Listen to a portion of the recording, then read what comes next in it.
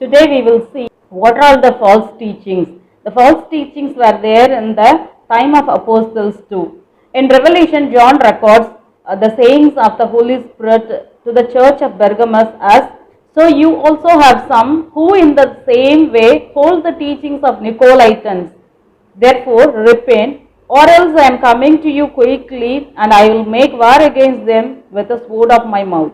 God won't tolerate anything comes against His word. He has glorified His word that much. For every true believer, it is mandatory to examine the word of others with what is written in the Bible. सभी झूठे उपदेश क्या है? प्रेरितों के समय में भी झूठे उपदेश थे।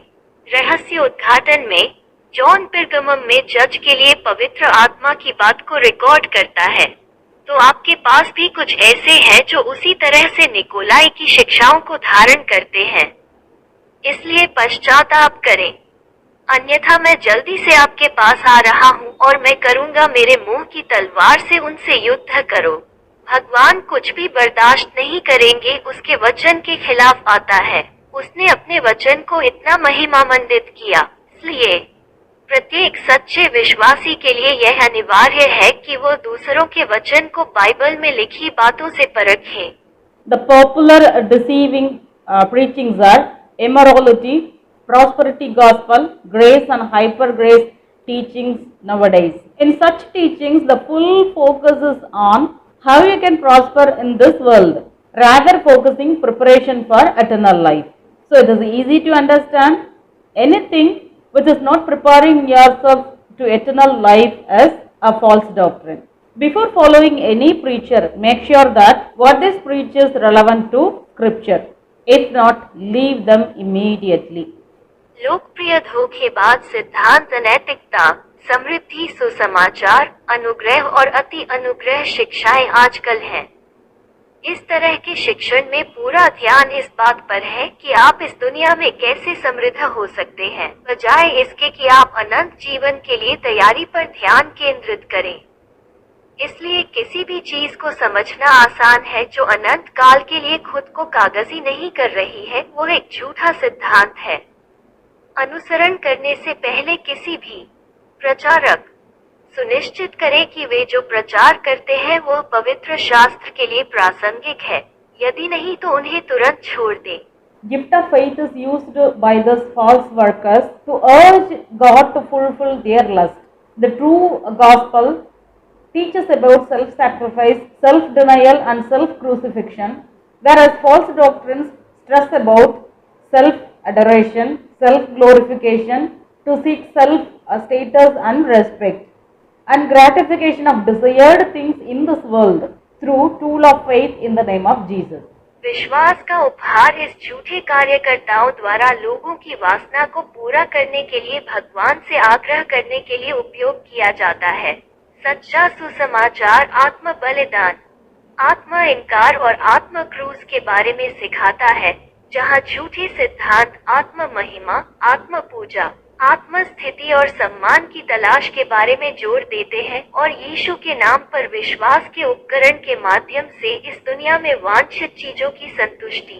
As we have seen in the scripture, in last days, false Christ and false prophets perform great signs and miracles in the stage to deceive the people. Healing and miracle gifts replicas are used lavishly by these satanic servants. As all these things are sown in the name of Jesus, most of the people get deceived very easily. Don't judge any servants by their capacity to do miracles. As the Bible warns us, the false servants will definitely do miracles that will mimic like the original one. Until and otherwise, you are not going to take the fruit of the Spirit in count in the life of preachers. You will go astray. जैसा कि हमने पवित्र शास्त्र में अंत के दिनों में देखा है कि झूठे मसीह और भविष्यद्वक्ता लोगों को धोखा देने के लिए मंच पर महान चिन्ह और चमत्कार करते हैं। चार और चमत्कार उपहार की प्रतिकृतियां इन शैतानी सेवकों द्वारा भव्यता से उपयोग की जाती हैं, जैसा कि ये सब यीशु के नाम में दिखाया गया है। अधिकांश लोग बहुत आसानी से धोखा खा जाते हैं। किसी भी सेवक को चमत्कार करने की क्षमता से मत आंकिए। क्योंकि बाइबल कहती है कि झूठा नौकर निश्चित रूप से नकल करेगा और मूल चमत्कारों की तरह करेगा। जब तक आप प्रचारकों के जीवन में आत्मा के फल की गिनती नहीं कर रहे हैं, तब तक आप भटक जाएंगे। False servants are roaming around as though they are having the gift to chase out demons and to break bondages. Read the scripture carefully. There is no spiritual gift given by the Holy Spirit to chase out demons or break bandages. Casting out demons are every believer's right. That is not a gift of spirit. As far as bondages are concerned, Bible says, for there is no omen against Jacob, nor in there any divination against Israel. This is the right of God's children. When we accepted Christ, that time itself, sorcery and black magic against us have no power. So there is no need to seek somebody who is wrongly guiding you saying they all are expert in breaking bondages. Actually, there is no evil power work against God's children. झूठे सेवक घूम रहे हैं क्योंकि उनके पास राक्षसों का पीछा करने और बंधनों को तोड़ने के लिए विशेष उपहार है। शास्त्रों को ध्यान से पढ़ें। राक्षसों को बाहर निकालने या बंधनों को तोड़ने के लिए पवित्र आत्मा द्वारा कोई उपहार नहीं दिया गया है। राक्षसों को बाहर निकालना हर विश्वासी का अधिकार है। यह आत्मा का उपहार नहीं है। जहाँ तक बंधनों का संबंध है, बाइबल कहती है, क्योंकि याकूब के विरुद्ध कोई ओमान नहीं है और न ही इस्राएल के विरुद्ध कोई अटकल है। यह ईश्वर के बच्चों का अधिकार है।